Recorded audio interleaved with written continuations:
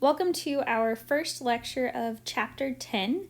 Chapter 10 will build off of what we learned in Chapter 9 about drawing Lewis structures. And so we're now going to use those Lewis structures, and we are going to look at a couple different bonding theories. And our first one for today will be VSEPR theory, and that has to do with this first bit, this molecular shapes. So we're going to look at how VSEPR theory dictates molecular shapes and how we can use those molecular shapes to determine whether molecules are polar or nonpolar.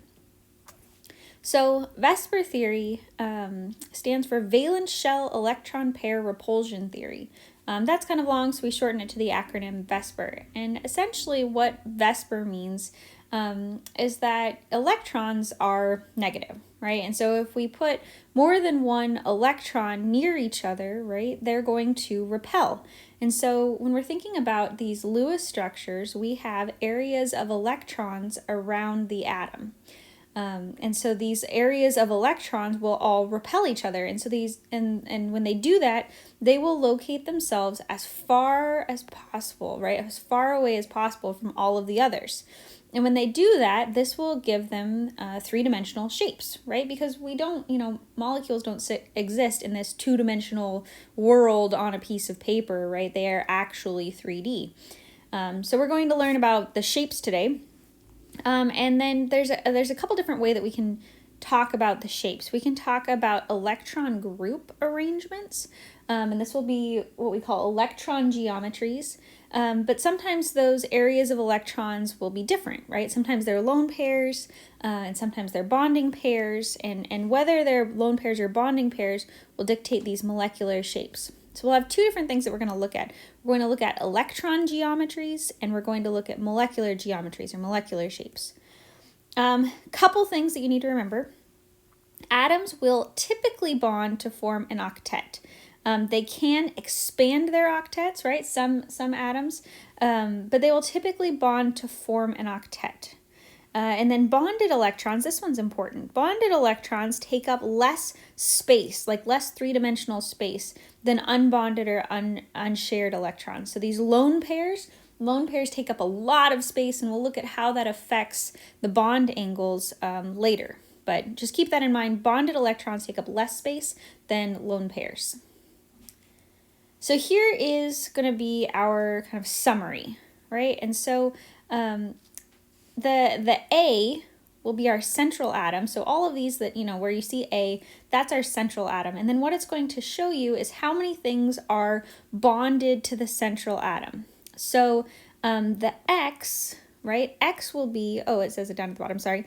X will be the atoms that are bonded to the central atom. And then E will be non-bonding electron pairs. So these are lone pairs.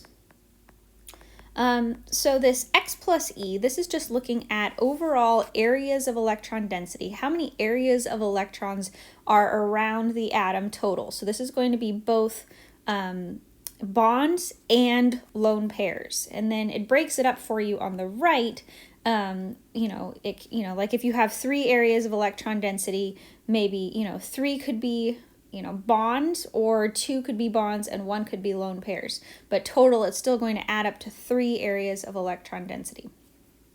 So this overall structure that it's talking about here, this is going to be the, electron or electronic geometry, okay? And that's going to be different than molecular geometry, which dictates like the actual shape. So just things to keep in mind. So this is a summary slide. We're going to go through all of these, and I'll reference back to this as we go through. So we have 5 basic molecular shapes. So one of them is linear.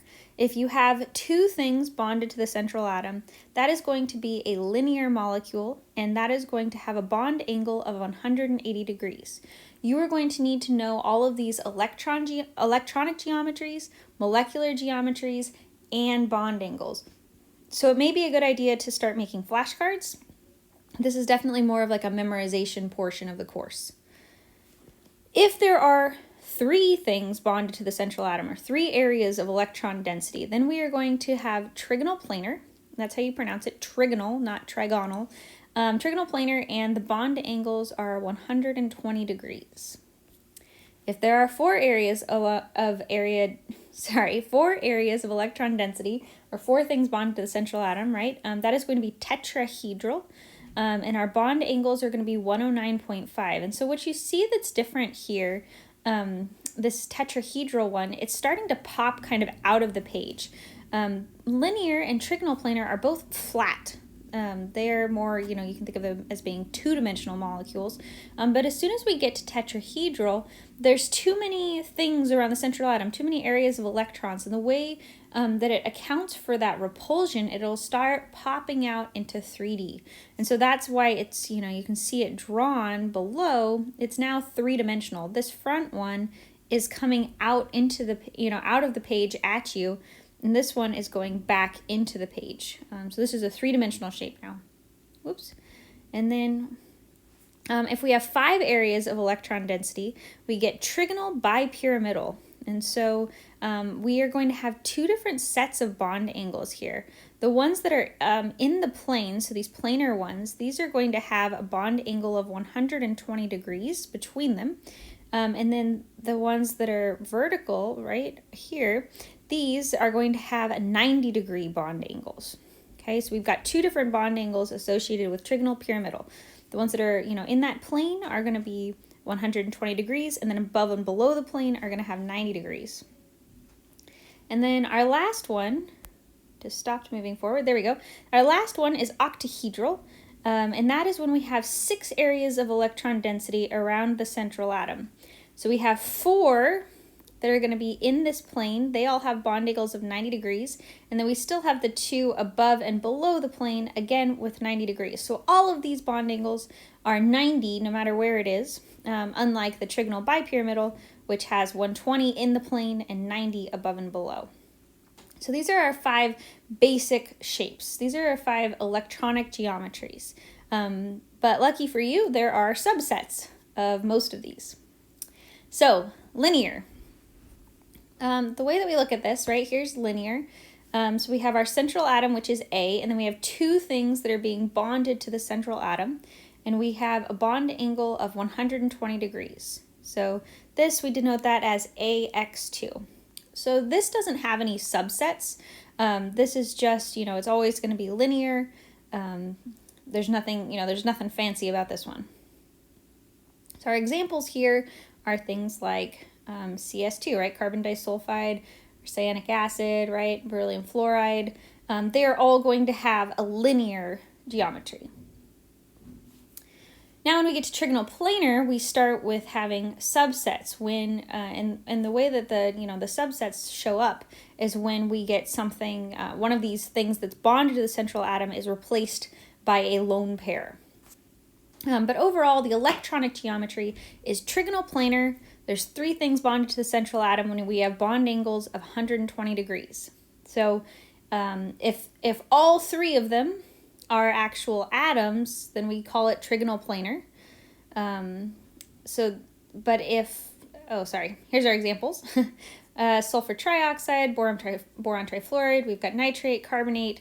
Those would all be where there is a central atom and there are 3 atoms bonded to it. But we can also have a situation where one of the atoms is replaced by this lone pair.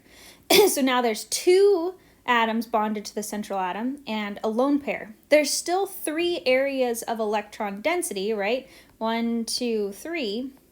But now one of the atoms has been replaced by a lone pair. So the electronic geometry is still trigonal planar, but our molecular geometry is different. We call this molecular geometry bent.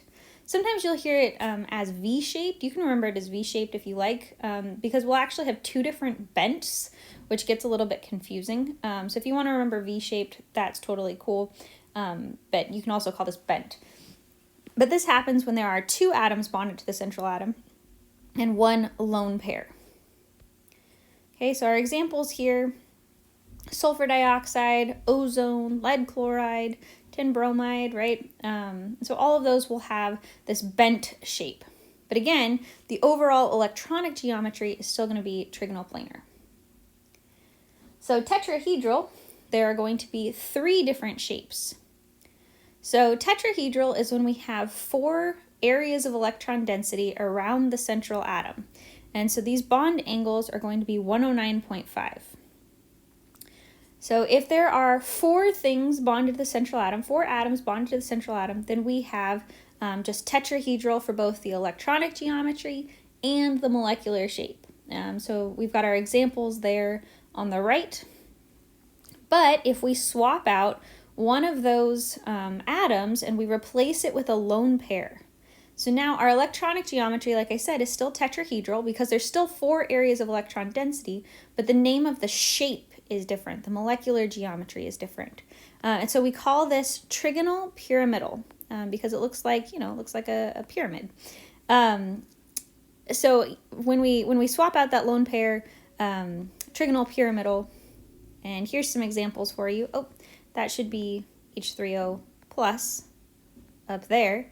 And we can also swap out yet another one. So if we have 2 lone pairs and 2 atoms bonded to the central atom, then we get bent or V-shaped, right? So again, there's 2 different bents, which I know is a little bit confusing.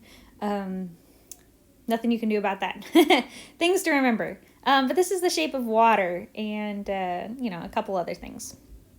So again, all of these have tetrahedral as their electronic geometry because there are 4 areas of electron density, but they all have different molecular shapes based on, how many of these are lone pairs versus how many are actual atoms bonded to the central atom. So here's some 3-dimensional molecules. Here we are. And so this is just showing you that it is in fact tetrahedral. It's kind of cool looking at it 3D. There you are.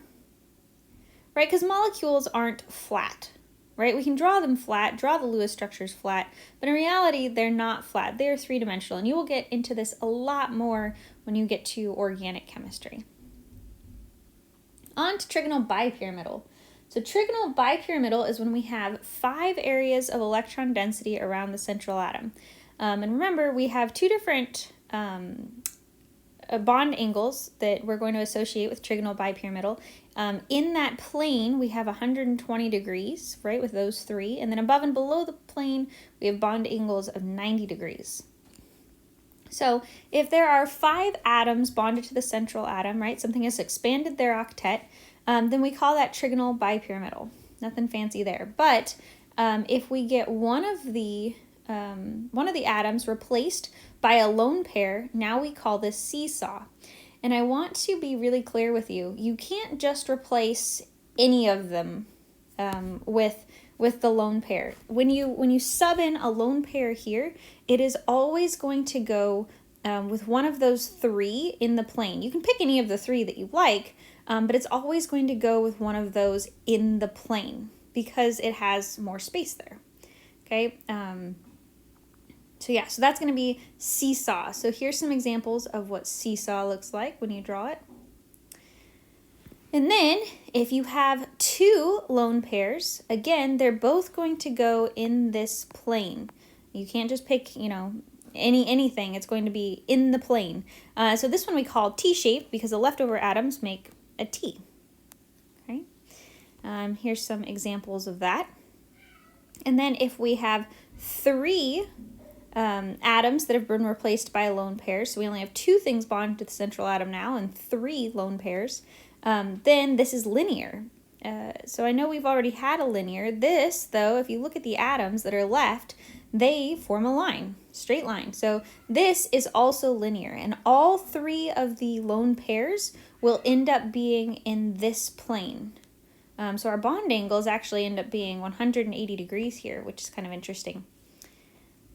So, there you go. There's some examples. Sorry, I wrote over that one. That one is I3 minus. But there are your examples. So we have the electronic geometry for all of these is trigonal bipyramidal because they all have 5 areas of electron density, but all of the molecular shapes are different. All of the molecular geometries are different. So a bunch of subsets. And then octahedral is our last one. Octahedral is when you have 6 atoms bonded to the central atom. So if you have 6 atoms, then they all have bond angles of 90 degrees, both in the plane and above and below. So there's your examples there. If we swap out one of our atoms for a lone pair, it's going to go in the ones above and below the plane because, again, it's going to have more space there, okay? So this will be square pyramidal because these ones form a square, and then if you connect them to the top, it's like, sorry, I'm not very good at drawing, but there, makes a pyramid. So this is square pyramidal. And then our last one that we have is when both, or when two of them have been replaced by lone pairs. So we have 4 atoms bonded to the central atom and 2 sets of lone pairs, and this is called square planar because all of these atoms end up being flat in the plane, right, and they form a square. So here's your examples there. Lots and lots of molecular shapes. Again, I would start making flashcards, something like that, because you need to have a way to memorize these. You are going to be required to know them. You're going to be able to draw, be able to draw the Lewis structure, and from the Lewis structure, be able to tell me what the electronic geometry is, what the molecular geometry is, what the bond angles are. You need to be able to do all of that. So again, this is kind of like the memorization portion of the course. So here's a summary of the shapes. Sorry it's a little blurry. I tried to blow it up, but I think you can read it. So it's got the electronic arrangements on the top, right? The electronic geometries, and then all of the molecular shapes. It's got the bonding groups and then the bond angles. Okay, and you'll see these ones that start to say less than, right? Less than this. It's because of these lone pairs. And I have a slide on this shortly, but the lone pairs take up more space than these bonding pairs. So like here, this bonding pair takes up less space than this lone pair. So the bonding pairs in this trigonal planar one, they're all going to take up the same amount of space, so they all get oriented equally, so we get pretty much almost exactly 120 degrees. But as soon as we add this lone pair here, the lone pair takes up more space, and it's essentially going to push those other bonding pairs down so that this bond angle, this is the one that they're talking about that's less than 120, this bond angle will end up being less than 120 degrees because the lone pair is kind of pushing those bonding pairs closer together. So that's why you're seeing, anytime you see this less than 109.5 over here, it's because the lone pairs take up more space. They're pushing those bonding pairs closer together. Here's the rest of the summary. Again, I would make flashcards, maybe cut out the picture or something, and then put, the molecular shape on the back or something like that. But you're going to need to find a way to memorize these. So, factors affecting the actual bond angles. So there's 2 different things that will affect the bond angles, right? And one of them is double bonds. Double bonds don't affect it a ton, but they do a little bit. So what happens is that the double bond right here has greater electron density than a single bond, right? Because in a single bond, we have 2 electrons, and in a double bond, we have 4 electrons. So there are more electrons there. Even though they're still in kind of a small area, they're still contained in that, space between the atoms, but there's more of them. And so since there are more electrons there, this is going to make greater repulsion on these other electrons there. And so when there's greater repulsion, it pushes those other ones down, right? So it's going to repel them slightly more and make this bond angle slightly less, this bond angle slightly greater. This one will also be 122, right?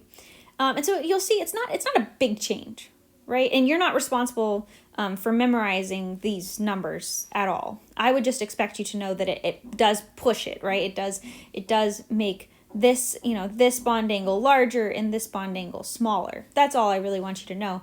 And it's because there's more electrons in that double bond causing more repulsion. Again, not very much. This is kind of a small effect. But the lone pairs cause a much greater repulsion. They're not being contained in a bond. They are taking up as much space as they possibly can. And so they are going to repel a lot more strongly than the bonding pairs. So if we have something like this, right, rather than being 120, 120, 120, which we would expect from something that has a trigonal planar electronic geometry, they are going to cause a really large repulsion, and it made this bond angle quite a bit smaller. It went, instead of being 120 degrees, now it's 95 degrees. So again, that's going to be a really large change. So this is a larger effect than the double bonds. But again, both of them are going to affect the actual bond angles. So instead of being these ideal bond angles of 120 or 109.5, you need to look and see, okay, is that a lone pair? Is there a double bond? What's actually happening, and how does that affect the bond angles? Again, I'm not going to expect you to associate any numbers with this, but I would expect you to recognize, oh, that's a lone pair, so it's pushing the bonding pairs more, making this bond angle smaller. All right, so that was one set of topics for today, those molecular shapes. Again, mostly you just need to be really good at drawing Lewis structures and then start memorizing all of those shapes. Polar versus nonpolar is our kind of second topic for today. And we're going to look at the polarity of molecules. And the polarity of molecules is whether or not these electrons are being shared equally across all atoms in the molecule.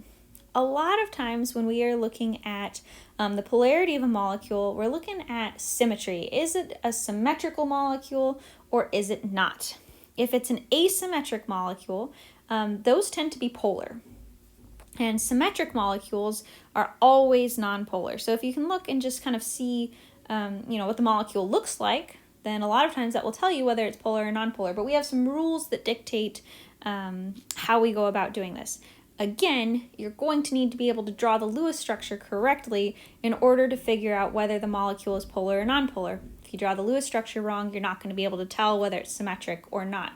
So make sure you're going through and doing all of those practice problems, getting really good at drawing Lewis structures. So when we talk about polar molecules, we talk about dipole moments. And dipole moments are a quantitative measure of the polarity of a bond. They are a vector quantity. They have a magnitude and a direction. Mostly in this class, we're just going to look at the direction and not necessarily the magnitude. But they do have magnitude, they do have a direction.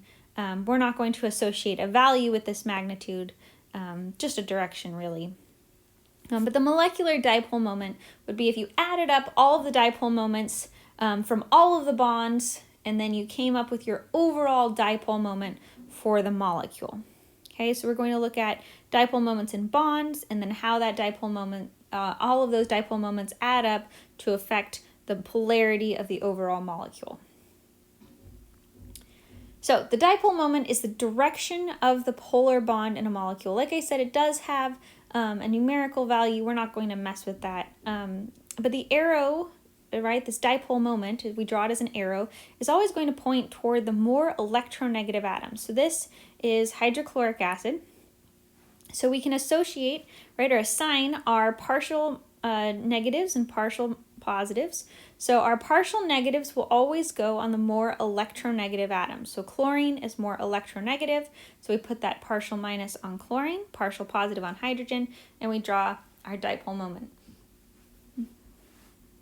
Remember that when you draw the dipole moment, you're always going to put a plus at the positive one, finish the arrow toward the negative one in the direction of the bond. So here's a table of electronegativities. You'll always have access to this if you need it. Most times you can look at their relative position on the periodic table and figure out which one is more electronegative. Just in general, if something is closer to fluorine, it's going to be more electronegative than something farther away from fluorine, right? Fluorine is the most electronegative atom on the periodic table. But again, if you need this, it's always going to be available to you. So, polar bonds versus polar molecules. The effect of polar bonds and the polarity of molecules depends on the molecular shape. So you need to have drawn the shape correctly in order to be able to figure out whether this molecule is polar or nonpolar. So like carbon dioxide here, Carbon dioxide has 2 polar bonds, right? If we look at their electronegativity differences, right, 3.5 versus 2.5, that definitely falls in the range, right? They have a difference of 1.0. That is definitely a polar bond. So we can assign our partial negatives and partial minuses. So for this side, our partial, our delta minus will go on oxygen, our delta positive will go on carbon, and for this side, our delta minus will go on oxygen and our delta positive will go on carbon. And so we draw our dipole moments for each bond. Double bonds just kind of count as one bond in this scenario. So for each bond, we put a plus at the positive one, finish our arrow toward the negative one, put a plus at the positive one, finish our arrow toward the negative one.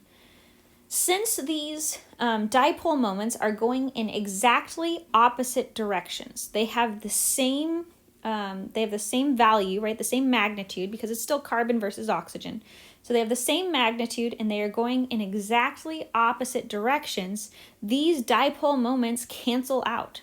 So like that one's gone, that one's gone. And overall, now carbon dioxide is a nonpolar molecule because it's symmetric, because these dipole moments cancel out. So even though this molecule has polar bonds, it's a nonpolar molecule because it's linear. So you always need to go and draw this thing out, then write in your dipole moments and figure out, do my dipole moments cancel, or is there a residual dipole moment? So your dipole moments depend on 2 things, right? Or your molecular polarity, depends on 2 things. The dipole moments themselves, right? Are there polar bonds or are all of the bonds nonpolar? And then it depends on the molecular shape. Is this molecule symmetrical, and all of those dipole moments will cancel out. So the way that you're going to do this, always draw the Lewis dot structure first. Pretty much anything in chapter 9 or chapter 10, just draw the Lewis structure. Whenever it says a molecule, you're probably going to have to do something with the Lewis structure. Just draw it. You should be good at them by now. It should be quick and easy. Draw a Lewis structure. And then you need to determine whether the molecule is symmetrical or asymmetrical. If it's symmetric, you're done. Woohoo! Symmetric molecules are always nonpolar. So like carbon dioxide was a symmetric molecule, it's going to be nonpolar. If it's asymmetric, then you need to figure out if we're polar or nonpolar. Usually this is because of lone pairs on the central atom that cause it to be polar. So you just need to figure out, okay, is this thing polar or nonpolar? But if it's symmetric, you're done. Always nonpolar. So a couple ways that the molecule can be nonpolar. If each bond in the molecule is nonpolar, so like carbon-hydrogen bonds or phosphorus-hydrogen bonds, those are nonpolar bonds. So if all of the bonds in the molecule are nonpolar and there's no unbonded electrons, right, no lone pairs, nonpolar.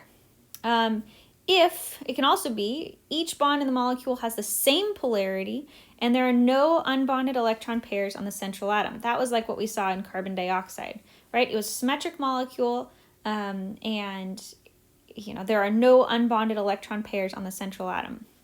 And then our last one is that there is no net dipole moment. All of the dipole moments cancel out.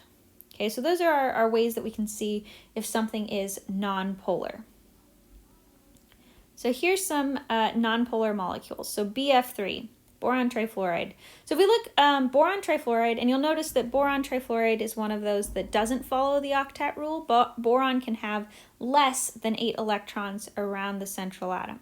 So boron here is trigonal planar, and if you think about all of the fluorines being in a tug of war, right, because they're really electronegative, they're all pulling on those electrons from boron, but they are all pulling in exactly equal directions. And so if we think of it as being a tug of war on boron, right, boron's not going to move, right? All of these dipole moments are symmetric and they will cancel out. Okay, so here they are. I know yellow is not the easiest to see, but they will all cancel out because of these vector quantities, right? Especially if you're in physics, right? This one has part of it going, down and to the left, and the other, down and to the right. The left and right cancel, and these two down portions are canceled by this up portion. So all of these dipole moments get canceled out. Boron trifluoride is a nonpolar molecule. The molecule is polar, pretty much, if it doesn't fit any of the criteria of the nonpolar one. But it's polar if there is a net dipole moment. Maybe some of the dipole moments cancel out, but not all of them, right? If there's a leftover dipole moment, then the molecule is polar. Can also be polar if each bond in the molecule is nonpolar, but there are unbonded electron pairs on the central atom. So be really careful with those lone pairs. That's why it's really important to draw the Lewis structure, because if you don't draw the Lewis structure, you may not recognize that there are lone pairs on the central atom that's causing your molecule to be polar. You may just see, oh, a bunch of nonpolar bonds. Cool, it's nonpolar. But be very, very careful. And then the last one is that if bonds in the molecules have different polarities.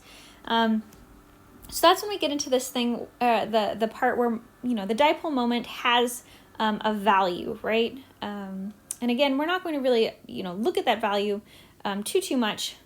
But if one of the atoms on the molecule is really electronegative, then that bond is going to have a larger dipole moment than a bond with something that is less electronegative. So this would be, bonds in the molecule have different polarities, and or there are unbonded electron pairs on the central atom. Okay, so those are the ways that we can be polar. So here's a polar molecule. So this is water, right? Water has lone pairs on that water molecule. So when we're looking at this, we can assign partial positives, partial negatives, and we draw our dipole moments, right? Plus at the positive one, go toward the negative one.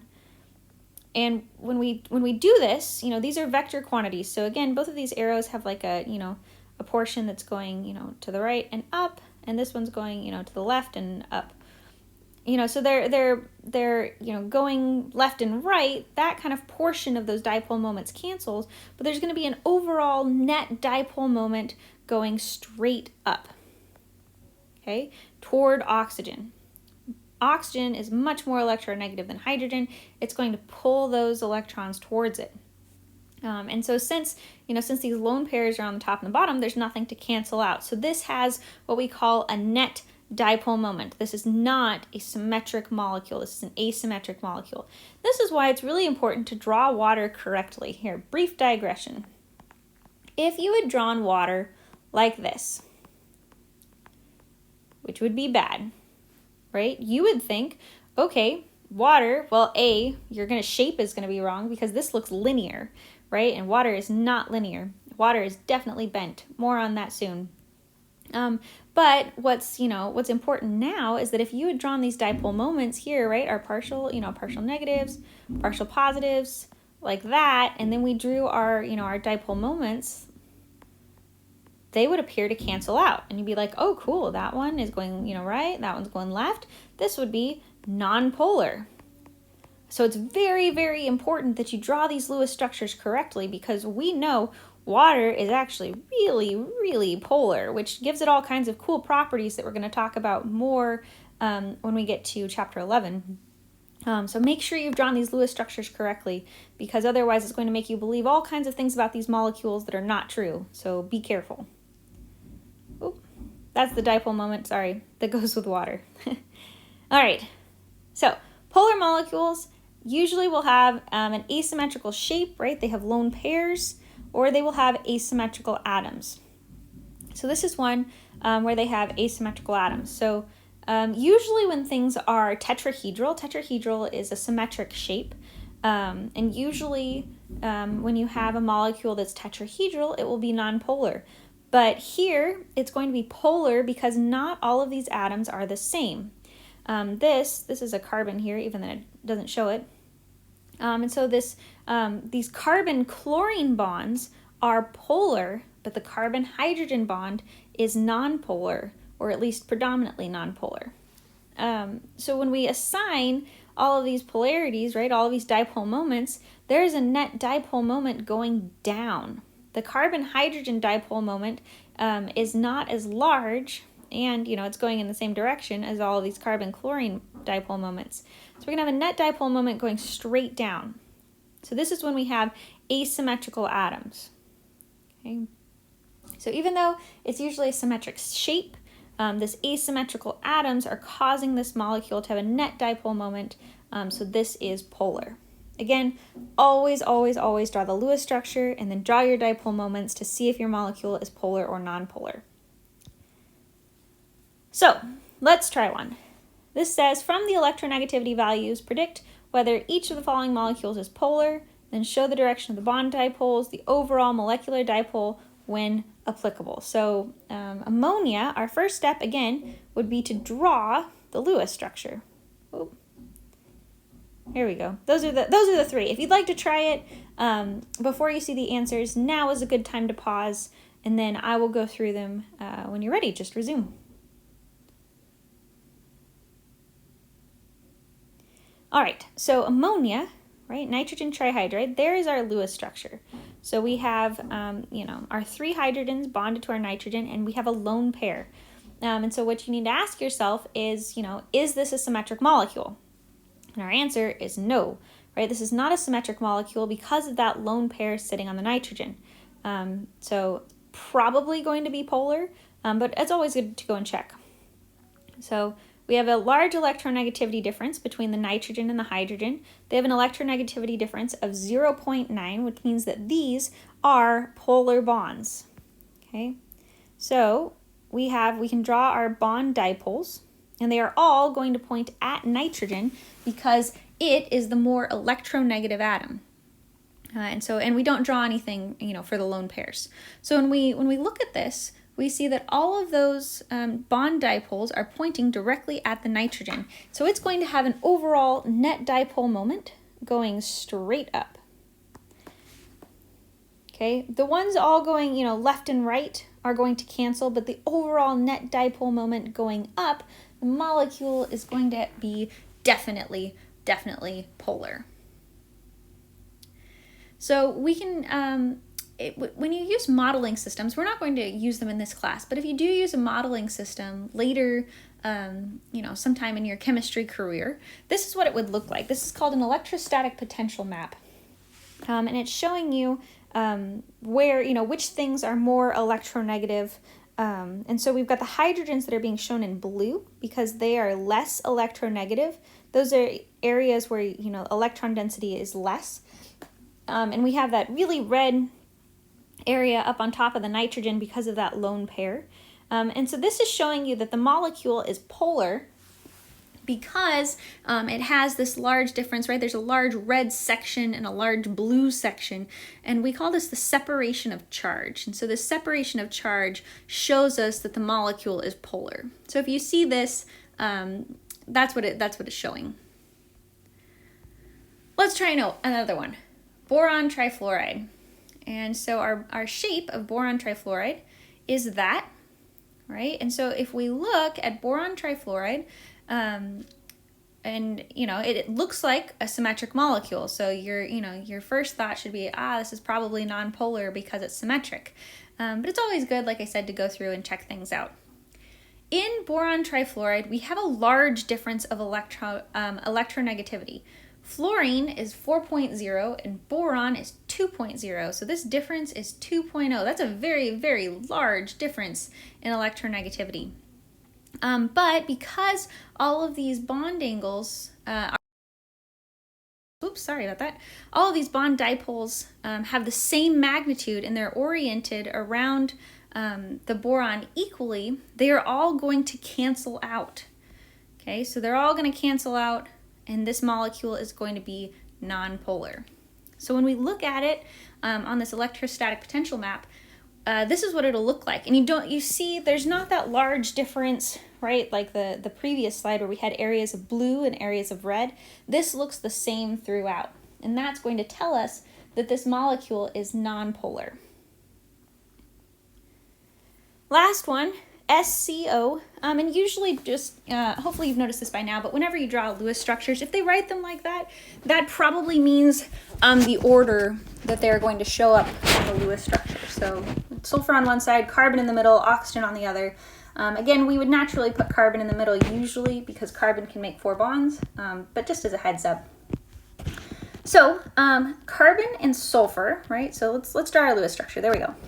So carbon and sulfur have the same electronegativity, 2.0. So that carbon-sulfur double bond is not polar, right? So we're not going to draw a dipole moment for the carbon-sulfur double bond because there's not one. But the carbon-oxygen double bond is pretty polar. So we are going to draw a dipole moment for that carbon-oxygen double bond. So there is nothing to cancel out that dipole from the carbon-oxygen double bond because, again, we're not drawing one for the carbon-sulfur bond.